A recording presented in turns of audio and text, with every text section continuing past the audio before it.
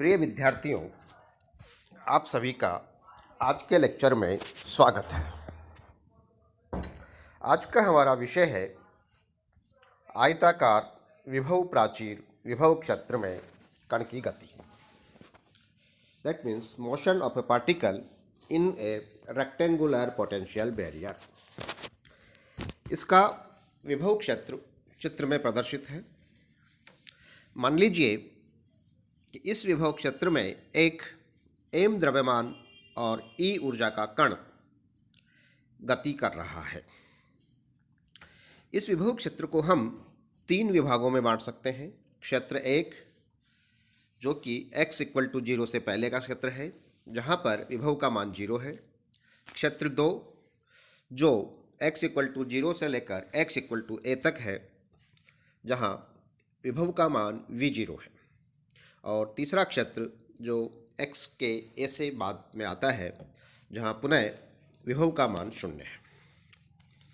इस कण की गति का वर्णन करने के लिए टाइम इंडिपेंडेंट श्रोडिंगर इक्वेशन लिखी जाएगी d2 psi/dx² plus 2m h×² e minus vx psi x = 0।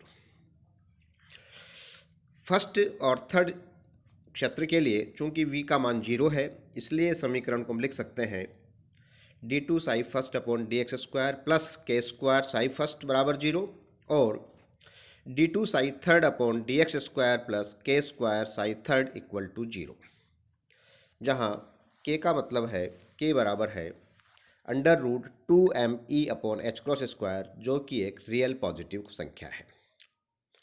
इन समीकरणों के व्यापक हल लिखे जाएंगे साई फर्स्ट बराबर a e⁻iota_kx plus b e⁻−iota_kx तथा साई थर्ड के लिए लिखेंगे c e⁻iota_kx plus d e⁻−iota_kx।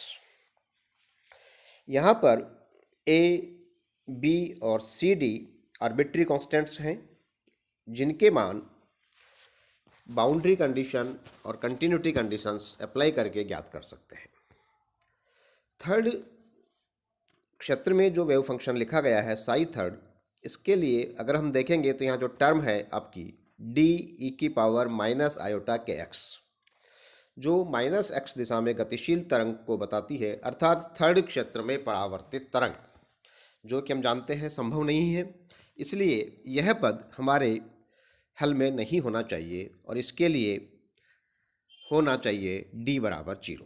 इसलिए साई थर्ड लिखा जाएगा साई थर्ड बराबर c e⁻iota_kx। अब हम सेकंड क्षेत्र पर आते हैं। तो सेकंड क्षेत्र में हम देखेंगे कि जो समीकरण का हल है वह v और e इनके आपेक्षिक मानों पर निर्भर करेगा, क्योंकि अगर ये संख्या पॉजिटिव है तो अलग हल होगा और नेगेटिव है तो अलग हल होगा। तो इसलिए हम 2 केस लेंगे, एक e < v0 और एक e < v0। सर्वप्रथम हम पहले केस e < v0 पर विचार करते हैं। तो यहाँ श्रोडिंगर समीकरण होगी d2 psi second/dx² minus 2m/h×² v0 minus e psi second बराबर 0, जिसे हम लिख रहे हैं d2 psi second/dx² minus α² psi second = 0, जहाँ अल्फा बराबर है √2m/h×² v0 minus e। Again ये एक पॉजिटिव रियल क्वांटिटी है। इसका हल लिखा जाएगा psi second बराबर f e⁻⁴x plus g e⁻−⁴x। Again यहाँ पर f और g आर्बिट्री कॉन्स्टेंट्स हैं, जिनके मान हम पुनः बाउंड्री और कंटिन्यूटी कंडीशंस से ज्ञात करेंगे। अब हम इन नियतांकों के मान ज्ञात करते हैं। तो सर्वप्रथम पहली जो हमारी बाउंड्री है x = 0, इस पर हम हमारे सीमा प्रतिबंध और कंटिन्यूटी जो प्रतिबंध है वो लागू करते हैं। तो एक प्रतिबंध है हमारा x = 0 पर psi first must be equal to psi second, और दूसरी कंडीशन होनी चाहिए साई का जो फर्स्ट डेरिवेटिव है, that means d psi first/dx must be equal to d psi second/dx। और इन दोनों कंडीशनों को हम लगाते हैं तो हमें दो समीकरणें प्राप्त होगी, a plus B equal to F plus G तथा iota K a minus B बराबर अल्फा एफ माइनस जी। दूसरी हमारी बाउंड्री है वो है x इक्वल टू ए पर।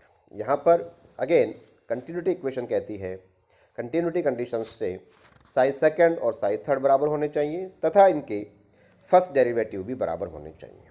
अगर हम इन दोनों कंडीशंस को लगाते हैं तो अगेन हम दो समीकरणें प्राप्त करेंगे, एफ ई की पावर अल्फ़ा ए प्लस जी ई की पावर माइनस अल्फ़ा ए बराबर सी ई की power iota K A. And दूसरी इक्वेशन हमारी है alpha multiplied by F E की पावर अल्फ़ा ए माइनस जी ई की पावर माइनस अल्फ़ा ए बराबर आयोटा के सी ई की पावर आयोटा के ए। अब हम इन चार समीकरणों को हल करके ए, बी और सी एंड एफ जी के मान ज्ञात कर सकते हैं। तो सर्वप्रथम हम 12 और 13 का उपयोग करें और इनको आपस में हल करें तो हमें मिलेगी b अपॉन ए बराबर k plus iota alpha plus k minus iota alpha g upon F बराबर k minus iota alpha plus k minus iota alpha g upon F. और इसी प्रकार समीकरण 14 और 15 को हल करें तो हमें मिलता है g अपॉन एफ बराबर minus k plus iota alpha divided by k minus iota alpha multiplied by e की पावर 2 अल्फ़ा ए।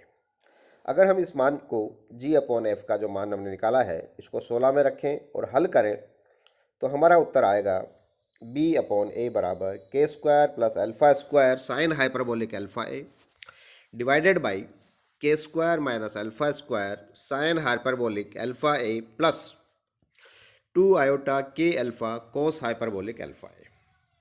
इसी प्रकार हम इसे समीकरणों को c और a के लिए हल कर सकते हैं। तो c अपॉन ए मिलेगा हमें 2 आयोटा के अल्फ़ा ई की power minus iota K A divided by K square minus alpha square sine hyperbolic alpha A plus 2 iota K alpha cos hyperbolic alpha A. अब हम परावर्तन गुणांक और पारगमन गुणांक की गणना करेंगे। तो परावर्तन गुणांक r बराबर है वी बी का modulus square divided by V A का modulus square, that means B upon A का मॉडुलस स्क्वायर। और अगर इसको हल करें तो हमें प्राप्त होता है 1 minus 4e V zero minus E upon we zero square sine hyperbolic square alpha ए का रेस टू पावर माइनस एक। इसी प्रकार ट्रांसमिशन कॉफिशिएंट t बराबर आता है 1 plus V zero square sine hyperbolic square alpha A divided by 4e V zero minus E की raise to power minus 1। यहाँ एक इंटरेस्टिंग चीज़ जो हमें दिखने में आती है वो है कि पारगमन गुणांक t 0 नहीं है, अर्थात कण के तीसरे क्षेत्र में से पारगमित होने की पर्याप्त प्रायिकता होती है। Thank you.